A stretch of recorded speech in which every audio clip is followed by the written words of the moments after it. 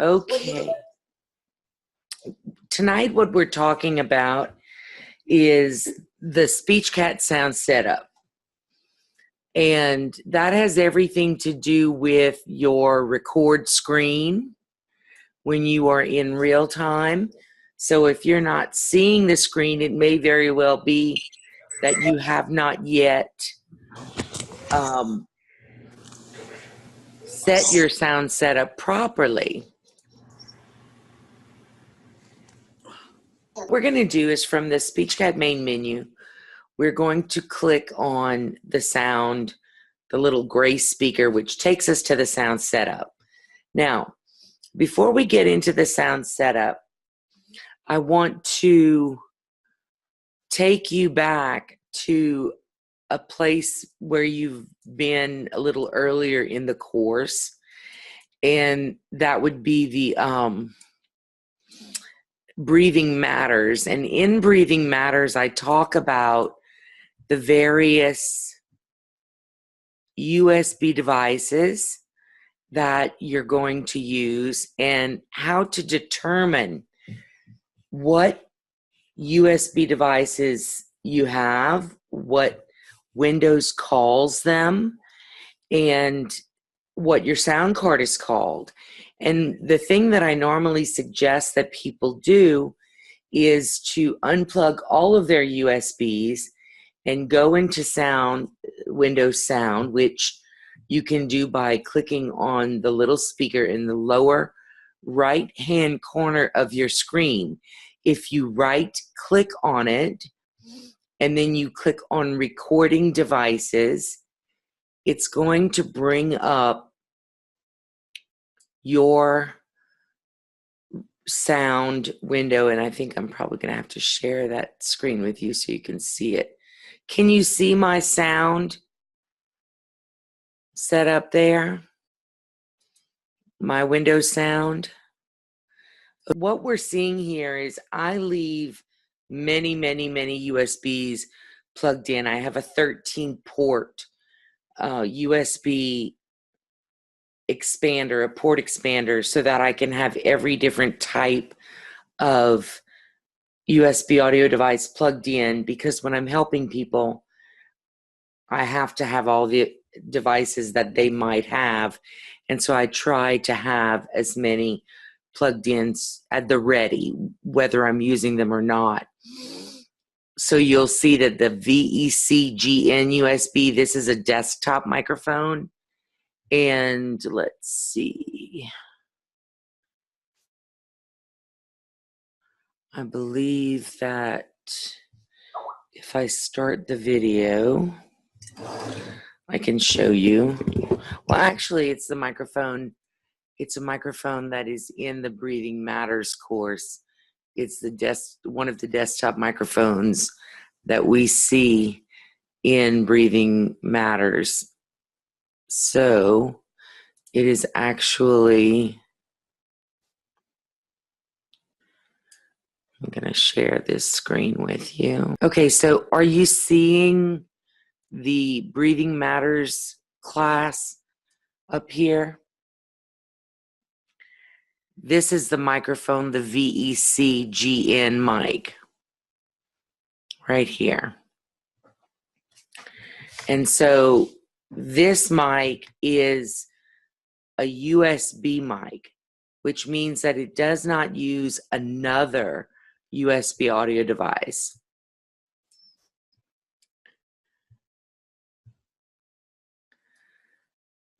Okay. Adria? Yeah. I might be wrong, but I'm still in the sound setup screen. That's what I can see. Okay. I don't see. Let's see. Do you see it now? I do. Okay, thank you. Was I the only one? I'm sorry, I don't mean to be a pest. Probably everybody else was not seeing it either, so thank you. Okay. So this is the microphone I'm talking about, and in Breathing Matters, remember, you can go back to this course the whole time that we are doing the SpeechCAT pilot. So if you need to go back and see and read this, please do, because this explains a lot about the masks, about the USB audio devices, what they are called, and what they look like. Adria, Yes. it's Amanda. Hi, Amanda. Pam Gray can't hear you, and neither can Barbara, and I think there's someone else that can't hear you. Okay. I don't know who Pam Gray is, but she keeps popping up on the screen. Yeah, okay. If you can't hear me, you need to check your sound. Well, they can't hear you say that. I just had this happen to me a little bit ago. Can I maybe try to chat with Pam and who else? Barbara, you said? Yeah. Okay. Let me try to and tell them to check with their sound setup to make like their little sound. Their Windows sound. Yes, to make sure that they're hearing it through their headset. I'll check and see. Right. Thank you. You're welcome.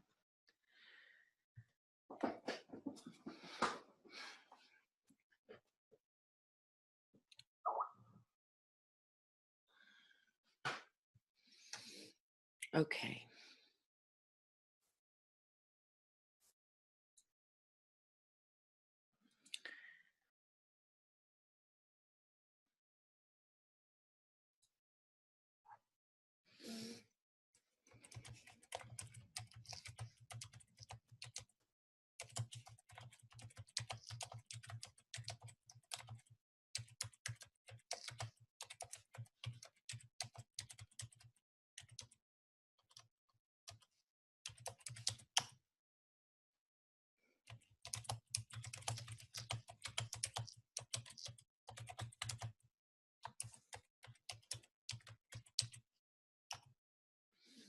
Okay. So the point I was trying to make here is that not only must you know what your USBs are called,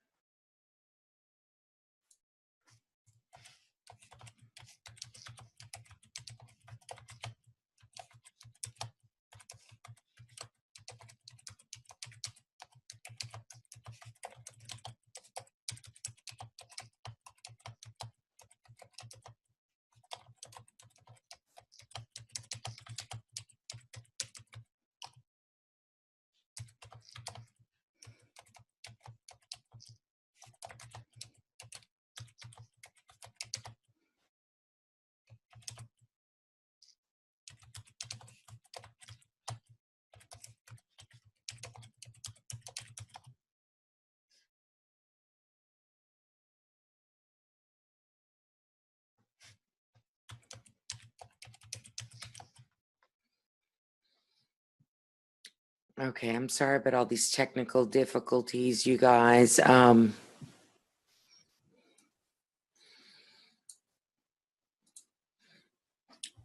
Okay. So, USB audio devices, when you call us and you say, my text isn't dropping, one of the first things I'm going to ask you is, what USB device are you using to write text with? If we go back to the sound setup over here, the sound setup screen, you must have the device that you're writing with is the device that is listed right at the top in the very center. So for me, the USB audio device that is connected to my mask is the Sound Blaster X5 Go Pro. And so it will always be listed in the first line next to the words voice track. I select voice track, I select microphone, Sound Blaster X5 Go Pro, and there are only two options in the format, a mono and a stereo. The mono option is the one you must check for a voice track as well as a voice backup track. Right now, all I have selected is the Sound Blaster for my voice and my internal sound card, which is the Realtek. And the way that I know that is that the way I would know that if I were not a tech is that I would unplug everything from my computer, every USB audio device, and then I would go to the little speaker in the lower right-hand corner of the screen. I would right-click and click on recording devices, and all that would show would be my sound card if I unplugged every one of my USB devices. The sound card is either going to be the Realtek high definition audio, maybe a Connexent, maybe it could say HD audio. There are many different kinds of sound cards. So the way you know what the name of your sound card is by unplugging all your other USB devices. If you plug them in one at a time, that will tell you what device that is. And so if you're not sure what your devices are, plug them in one at a time after you identify what the sound card is. And then you can identify what your computer is calling each USB audio device. This is probably the number one most confusing, most difficult to understand feature of SpeechCAT. And it is the number one support incident phone call that we get is about the sound setup. If you set something in the sound setup, like let's see, I'll go ahead and set something else. I'm going to set boop, boop, boop, another room, and I'll make that the C media, and I'll make it mono. And I'll hit apply, and that's how I know if it's working or not, and it is. Now, if I follow this C media all the way back to where it's plugged in, you should see the wires on my desk.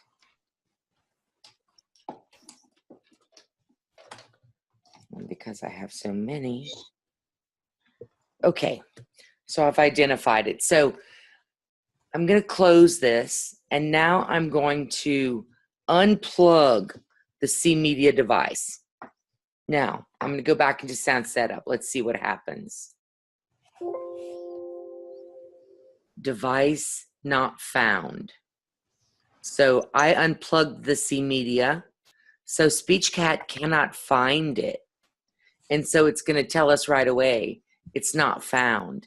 This will happen when one of your devices goes bad. This can also happen when it accidentally gets unplugged.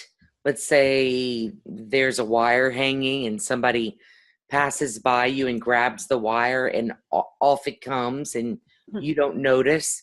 You will get a notification, especially if you're in real time. So it's very, very important to keep your wires away from attorneys and witnesses so that they don't trip over them and pull them out. When you attempt to go into real time in a situation like this, you're going to get a message that says, please run sound setup. Now, if I plug it back in, I just plugged it back in, but notice it is not showing up. There is no C media here. And that's because I plugged it in when the sound setup dialog was open. So I'm going to close it Now I've already plugged it in, so I can go right back there, and there it is, and it's working fine. Let's have a brief talk about these bouncing bars. Whether you are looking at these bars in the sound setup where we are right now, or in real time, please notice when the bar is turning red and yellow, because red and yellow mean that you've got too much volume on the channel. And so you want to bring the volume down on that channel. Remember that you can alter the volume within real time. So should you end up having somebody in front of that microphone that is soft spoken, you may just have to raise the volume. But if you have somebody like me whose voice carries and carries and carries, you will want to lower that volume, because when the bars go into the yellow and the red, you're going to have what I like to call shushing, which is that shh, and it just makes for an awful recording, and you never want that. So when it's going into the yellow and the red, that's a sign to you that you should move the volume down. If you see nothing, if you see no bars bouncing, or a bar that's looking like this, like it's just barely bouncing, that is not enough volume. So you'll need to move it up. And when you're done moving and playing with these bars, you click on apply. And then to make sure that everything is just as you want it, you do a test. So you click on record and you speak into your mask or your microphone.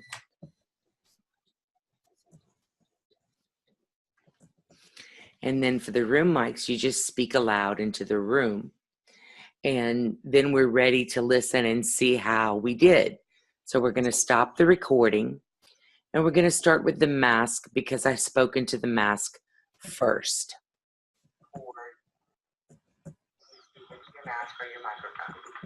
Testing 1, 2, 3. This is a test. Testing. Okay, so now I'm going to listen to room mic 1.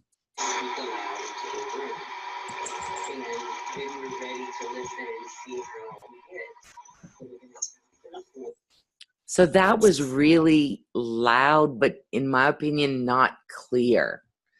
So that is my sound card with no microphone attached.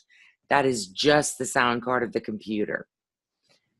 The C media will likely have much better sound. Now notice here that the black number, which is my total record time, is at 19. My playback number is also at 19, which means if I want to hear my room mic 2, I need to rewind. So I'm going to do that. I don't have to rewind all the way because the first part was my mask. So now we're going to listen to room mic 2. Room mics, you just speak aloud into the room. And then we're ready to listen and see how we did. So we're going to stop the record. So that one doesn't sound very good right now either. I'm going to click on apply and OK. And I need to go and look at my sound properties on my USB devices.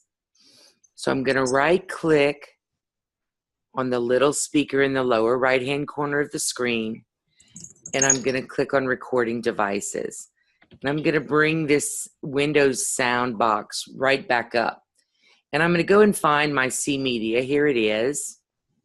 I'm going to right click on it and click on properties. Now that comes up and shows us the properties of this specific device. Mainly what I'm looking for here is some sort of a boost or an enhancement. There is no microphone enhancement here, but you can see where the level is. It's only at 71. None of this needs to be changed on this device. I always go and look at the properties and just make sure that The driver is somewhat current within the year. And I'm pleased. So I'm going to click on OK. If you go to a device like the Andrea, this is a Pure Audio SA, but it's called the Andrea Com USB SA. A lot of people are using this device. We'll go to Properties. This one has a microphone enhancements tab.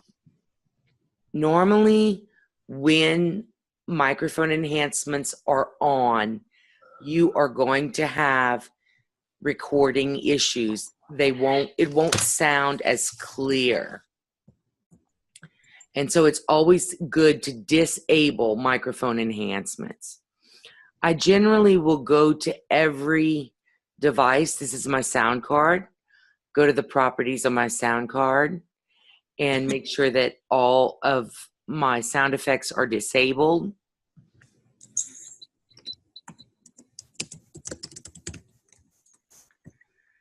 And then I'm okay with that, so I'm done. I generally will go through every one and look at them and make sure that we do not have microphone enhancements. There is another very important thing that you need to do with your USB audio devices, and that is going to the device manager.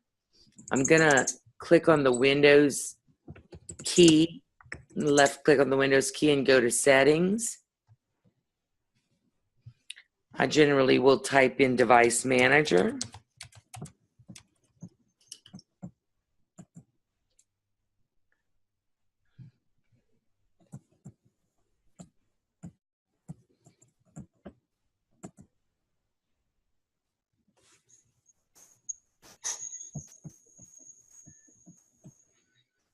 It's going to populate all my devices.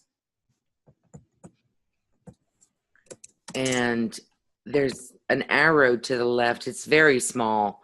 But if you click on this arrow, then it'll show you all your devices. Mostly the ones that have the word hub in them are things that we need to see about. So I generally right click on those and go to Power Management.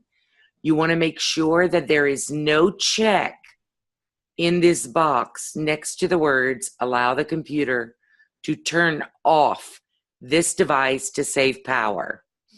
You do not want this happening to you. So you want to make sure there is no check in that box because you do not want your computer to turn your USB device off at any point in time. Now see, this one has a check, so I need to uncheck it. Click on OK.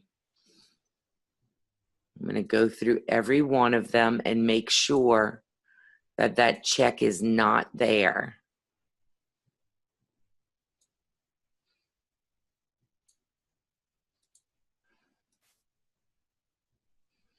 Usually the composite devices do not have power management.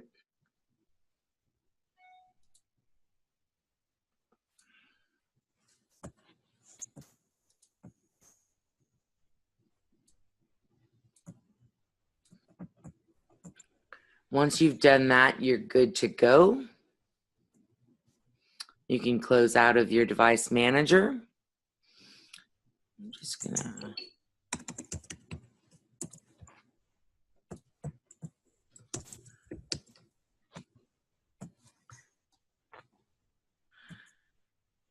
There are times, if any of you have very old devices, like the Andrea Stereo is probably the oldest of the devices I have listed. So I'm going to go into that one. I'm going to click on Properties, and specifically, I'm going to go look at the driver. Every hardware device has a driver.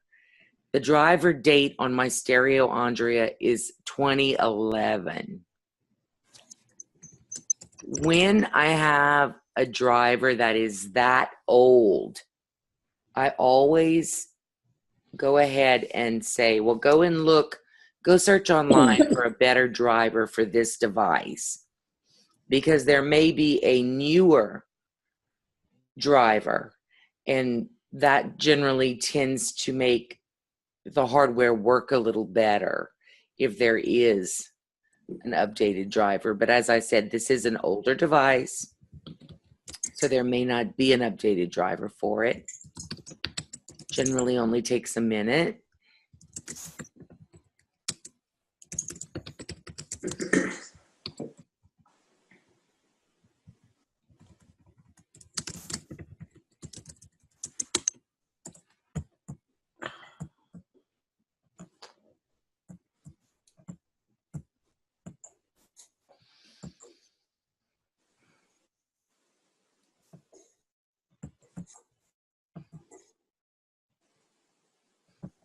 In my opinion, if it takes this long, it probably can't find a driver.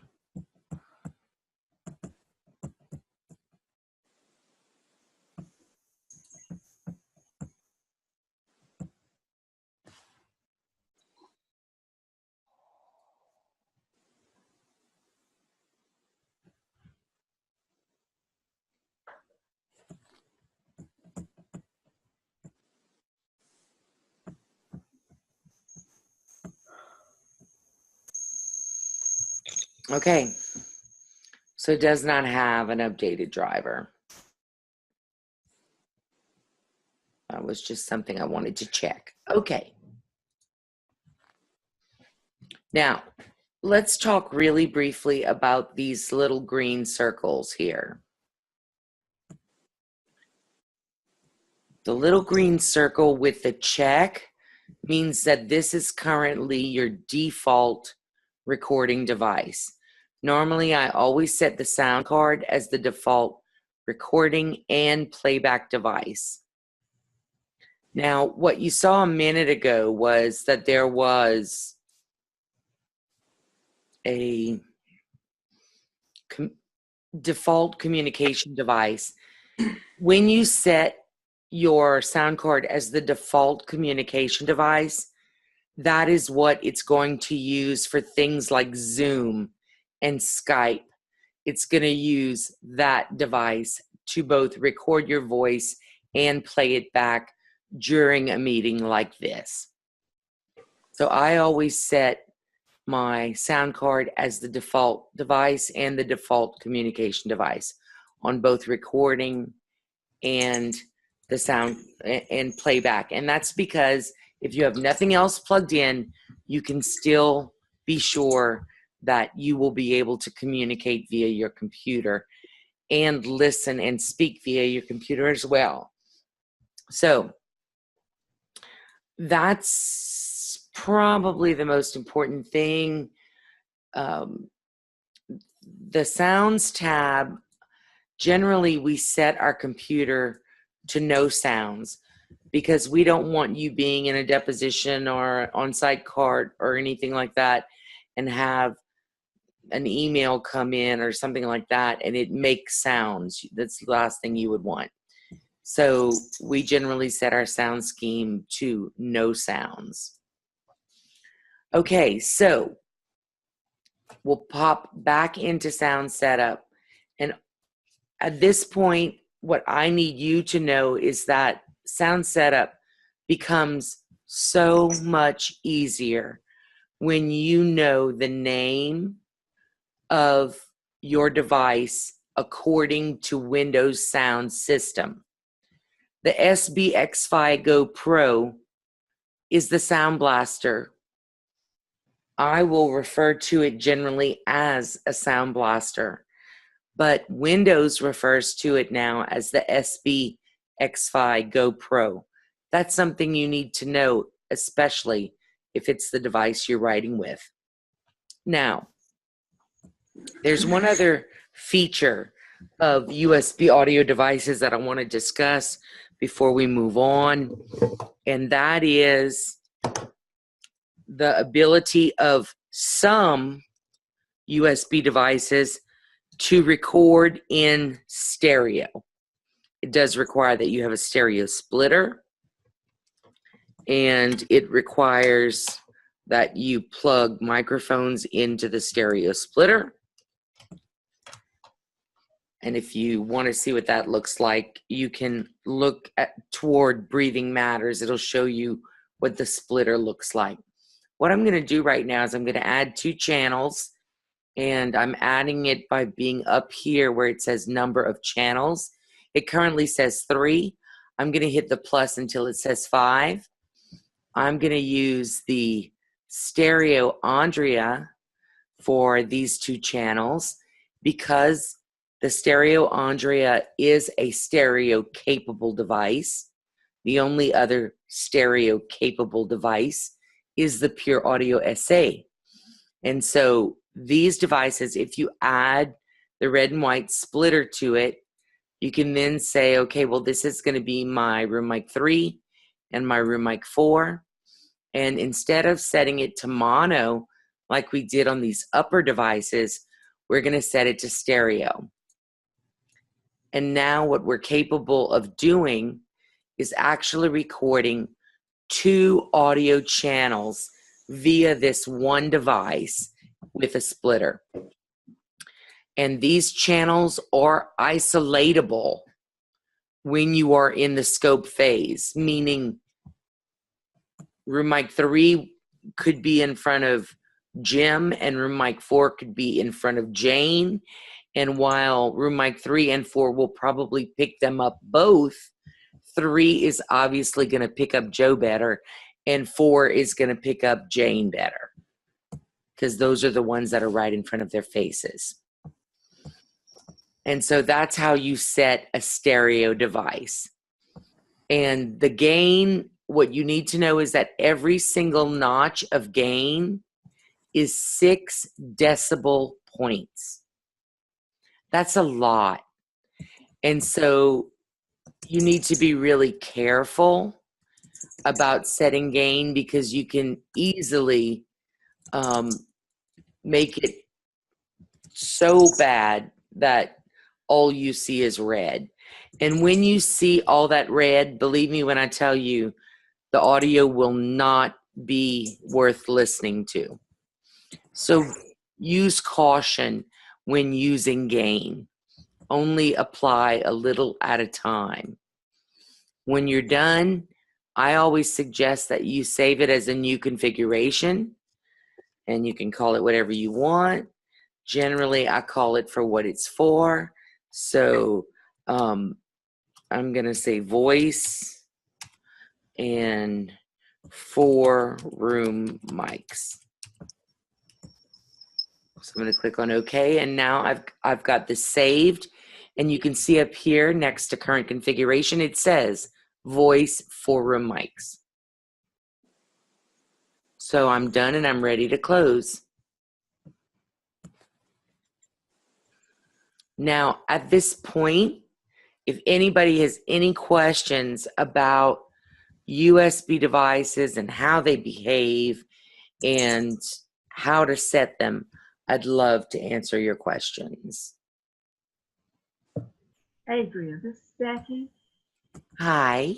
If the driver is very old and cannot be updated, does that mean that the device needs to be replaced? You know, it's not a bad idea if the device is sounding poor. But if you're using it with an old driver and it's working fine, then it's okay. Okay, thank you. Yes, ma'am. I have a question. It's Jean. Yes, Jean. So if we're doing CART, typically our sound setups would be just the one audio track that would be coming from our headset microphone. Is that correct? You know, I have been working with audio files for so long that I love the idea of having a backup track. Now, if you're remote and you're not on site, and you're listening to the audio out loud and you're dictating out loud, then a room track's not going to help you with anything. But there are ways to record from an input device. Like, let's say that you're listening via Skype, and it's coming in through your ears, so it's not playing out loud, Yes. then it would be a little hard to record it. But if you have a splitter, like let's say you're listening via your headset, but you have a splitter. I had a splitter made for me years ago just so that I could do all sorts of strange types of recordings, and I just found it today, but it's, I guess I shouldn't show it to you, and if you can't even find one because it was specially made. But you can get, let's say that what I would do in that situation is I would find a splitter, which you can find so many places now, because people that allow their kids to watch an iPad may have two kids sharing an iPad and they both have headsets on. So you can get these Y splitters that'll allow you to listen via two channels. And what you can actually do is plug a little audio cable into one of the splitters, the other one your headset's plugged into, and you can plug that little audio cable into one of your USB devices, or even into a mic in port if you have one. Most people have combo ports now, but you can also split out the combo port and plug the little audio cable in there. That way you're actually getting a backup of what was said and a recording of your voice. And in my opinion, that's probably my preference, because then I could go and check myself against the live room before I send it to the student. Okay. That makes sense. That's great. Thank you. You're welcome. And I will, I'm going to go ahead and add something to Breathing Matters to show this layout, because that's a very good question. Great. And Jean, if you were not recording a backup voice track, that's why you're not seeing the Digitran record screen. Oh. If you only are recording your voice, then the record screen won't come up. Yeah, because Dragon's just recording your primary voice. Now, if you're recording a voice backup track, like two of your voices, then it would come up. But you have to be recording a secondary track in order to actually see Digitran when you go into RealTime. Beautiful. That makes so much sense. Thank you. Good. You're so welcome. Anybody else?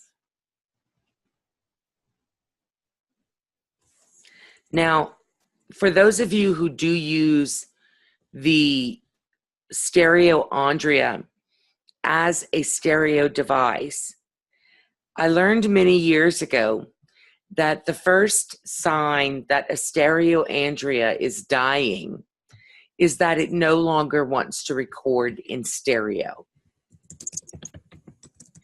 And so what you find is that you're only getting a recording on the first of the two stereo channels. Like, for no reason whatsoever, the second channel just stops recording. And what ends up happening there is that if you test it on, like, without the splitter, the Stereo Andrea still works as a mono device, and it'll give you a little bit more life as a mono device. But that's the first sign that it's on its last leg. And the devices, the way that I always test is I always cross test. So let's say that I'm having a problem with one of my USB devices. Let's say it's my Stereo Andrea, and I'm only recording one channel. So I test both channels individually. I test with one mask wire and then the other mask wire to make sure it's not my mask. Because anytime you have something plugged in, keep in mind that you have, let's say, a mask or a microphone, a desktop mic, or a headset. And let's say that all of these devices are 3.5 millimeter computer plugs. They're not USBs. Well, then I'm going to try that device in 2 different USBs to make sure that it's not the USB. Once I find out that the mic is working in a different USB but not in this one, then I know that either my splitter is bad or my Andrea is starting to go bad. So I take the splitter out of the picture and I test only with the device itself. So troubleshooting your mask, your mics, your USB devices are all about mixing it up. In other words, okay, well, it's not working right now with my mask. Let me try my second mask wire. Oh, look, it's working. Maybe it's my mask. That is the way you go about doing testing. You have to try it with different things in order to really determine what it is that has gone bad. That's really important to know. It's also very important to know what kinds of faults or weaknesses some of your microphones may have. Anytime you are dealing with a mask, anytime you are dealing with a mask, no matter what mask it is, if you produce a lot of moisture within your mask, and not everybody does, we all have different amounts of moisture in our voices. It depends on so many things. And so some people have real issues with moisture and the mics getting wet and then not working. It is a very good idea for those of you that work all day long, whether that is a really long depot or all day in court, you really need to have a secondary mask. Because if you're dictating for 4 and 5 solid hours, you are going to have moisture inside the mask. And the only thing that solves that problem is giving it a rest, taking all of the stuffing out of it, and letting those microphones dry. And so if you tend to have long days and you use any kind of enclosed microphone, that's something that you want to consider. Desktop microphones and headset microphones, I've never heard having this problem. Now, I have heard with captioning that sometimes it's good to get a windscreen for your microphone. I don't use windscreens. I don't use professional windscreens, but I do use the little, I call them poofs. Isn't that such a technical term? And it goes over my desktop microphone. And it's just that little foam creature that goes over the microphone. And it helps to soften the sounds that I specifically make when I say P's or T's. And so if you have that tendency, then you definitely would want to make sure that your little mic is covered, whether that's your mic on your desktop microphone or your mic on your headset. Either way, you want to make sure that the windscreen is taken care of. Now, as you move into using SpeechCAT a little bit, it's going to be pretty easy. You can decide how many microphones you use. You can decide if you want to use any microphones other than your mask at all. Creating a job is very simple. You click on New, and then you select your style, and that just depends on what you're doing at the time. Maybe you're doing a depot, and you can name the job, you know.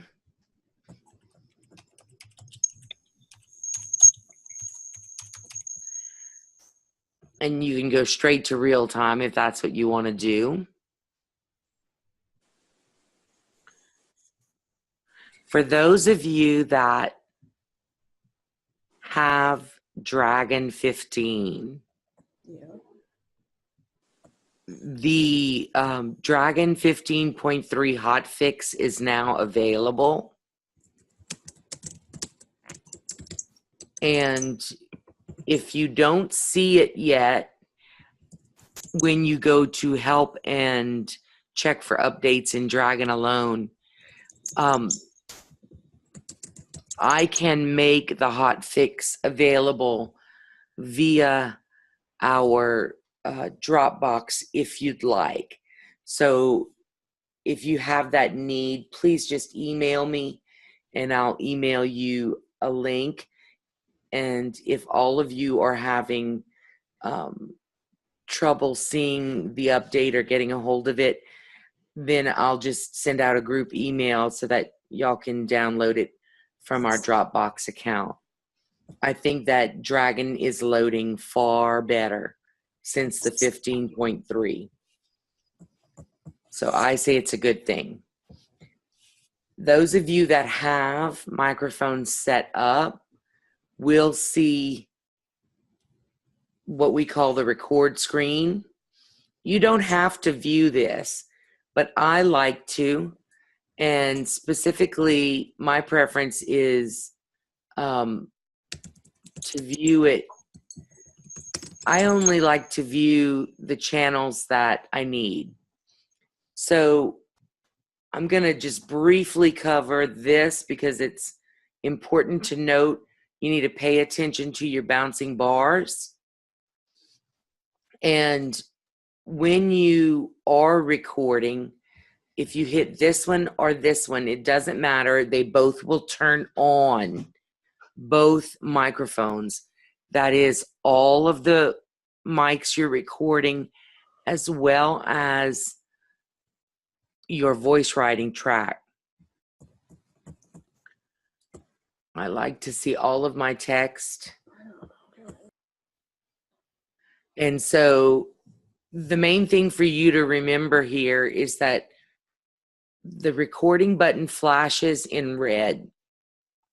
We call that a heartbeat. And as long as it's flashing, it is not locked up. That's a good thing to know. The black number is how long we have been recording. The blue number is where your playback cursor is.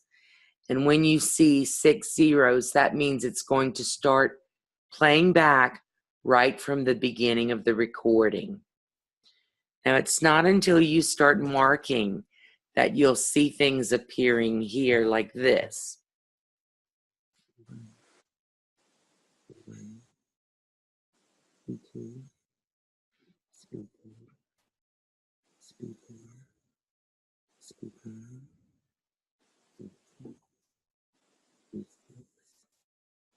B7, B8, B9, B10, try 9, try 2, try 3, try 4, try 5, try 6, try 7, B4,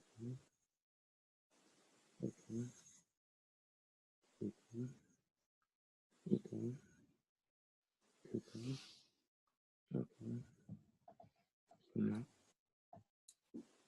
una, una, una, okay.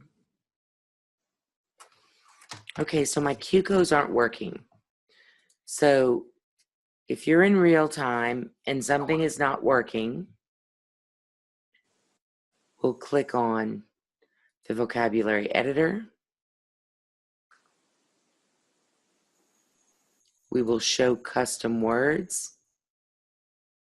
And generally, I will go and find, well, that is a really good reason why it's not working.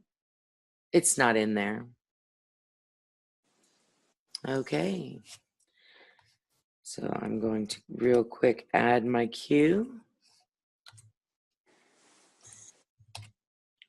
I also like to add a cuckoo for when I get going really fast, but I'm going to train this first.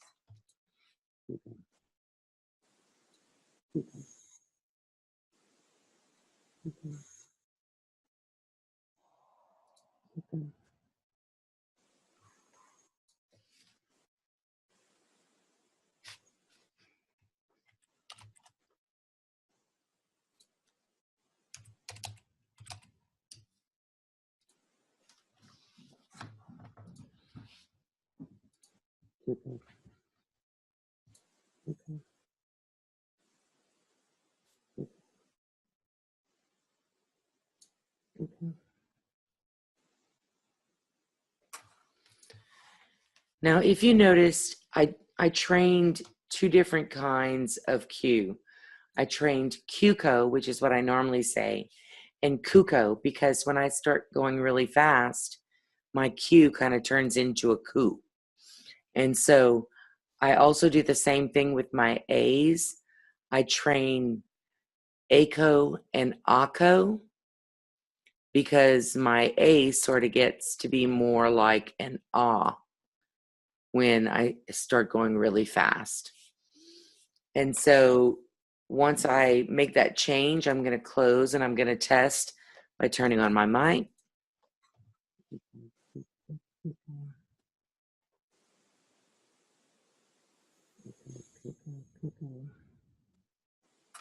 And there we go. And so in order to solidify what I've done, I'm going to save my speech files. If you don't save your speech files, those changes will not be there tomorrow.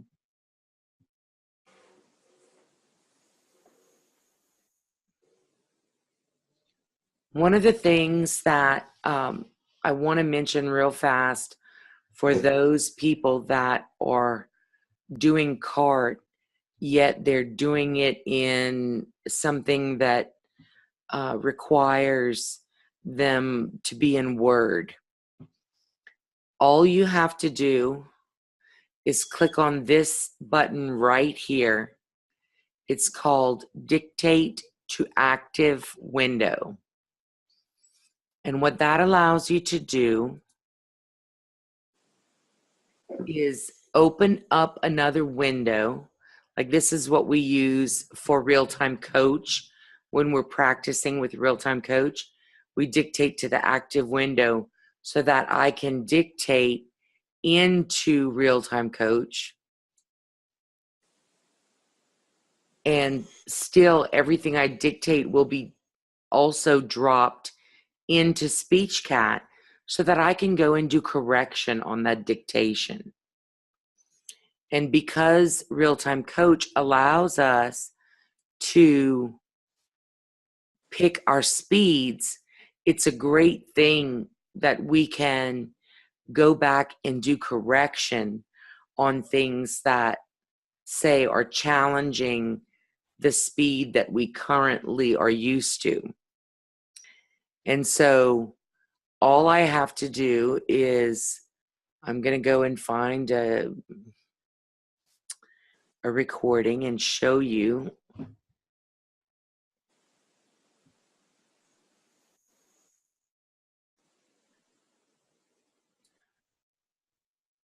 Okay, I'm going to share my screen here.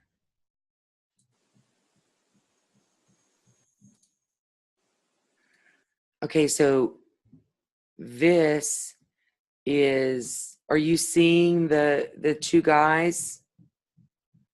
Everyone? Yes, we see them. Super, thank you. So when you're ready, you just click on Start over here in RealTime Coach, and then it's automatically going to place your cursor in the white box. So, ready? Begin.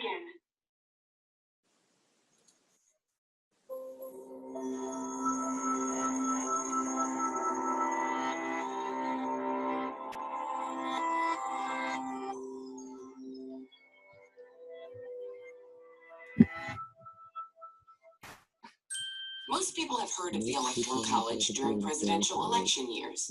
But what exactly is the Electoral College? Simply said, it is a group of people appointed by each. it would help if you turn your microphone on. Just saying. Lord, forgive me. Okay, let's start this again here. Who formally elect the President and Vice President of the United States. To understand how this process began and how it continues today, we can look at the Constitution of the United States. Article 2, Section 1, Clause 2 of the Constitution. It specifies how many electors each state is entitled to have. Since 1964, there have been 538 electors in each presidential election. How did they decide on the number 538? Well, the number of electors is equal to the total voting membership of the United States Congress. 435 representatives plus one. Okay, so much for me showing you that. My text isn't appearing in RealTime Coach. It must be because of Zoom, because it's appearing in SpeechCAT. So, sorry I can't show you that. But it's very cool. And if you're working on getting your speed up or you want to work on your accuracy, it is a fantastic tool. RealTime Coach is. You should look into it. And you can look into it and get a very good price by going through AudioScribe. So if you're interested in that, call Liz and she can get you signed up for that. It's a really great thing. We're all doing it in Vicky's class, and it's really challenging, and it also is eye-opening because you actually get to see what your accuracy is looking like. And it is challenging. Some of the dictations are very challenging. Some are easy, some are hard. But it's a really good thing, and I suggest that you all give it a shot because it's a very worthwhile thing to be able to do. So, Adria, I have another question about using active windows, if I may. yes, please. So would that also apply if we're using like stream text and we normally would place our cursor in their connector box to have our text dropping in there? Is that a case of using an active window? I would think it was, but Vicky, do you know the answer to that?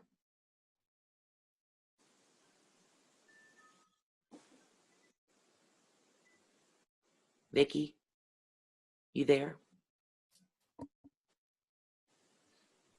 That's a good question. I know you can write to Microsoft Word, and you can write into RealTime Coach. So I would try it. I mean, if all you normally do is place your cursor there, Mm-hmm.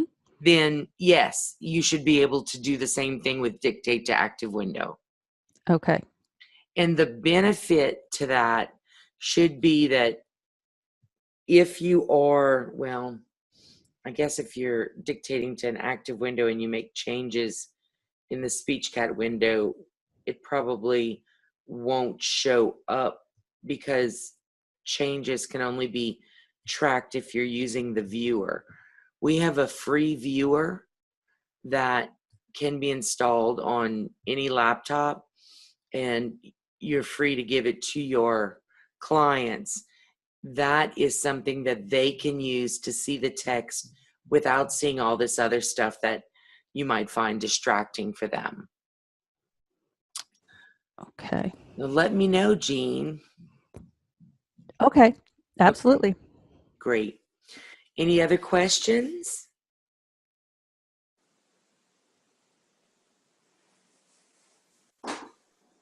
Okay, well, I've used up my time for tonight.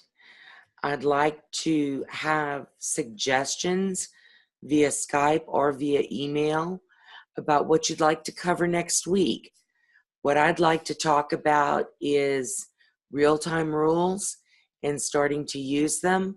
And I'd like to also show you guys how to use conflicts, which are what you see right here on my screen with can and again and in and an.